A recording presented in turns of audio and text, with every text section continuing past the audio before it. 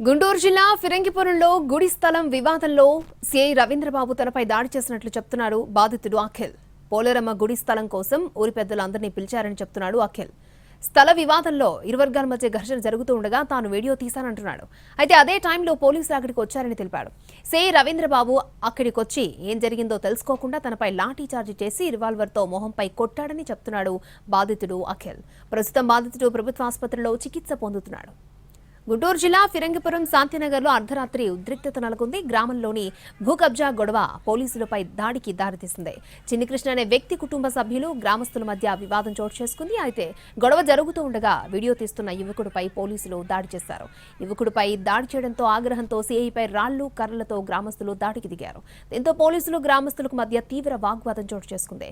పోలీసుల కారుపై రాళ్లు విసిరి అద్దాలు ధ్వంసం చేశారు. తుపాకీ పట్టుకున్న సీఐని కర్రలతో తరిమి కొట్టారు.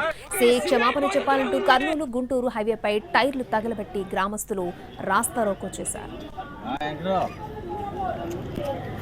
ఇక్కడ స్పాట్ లో ఉన్నా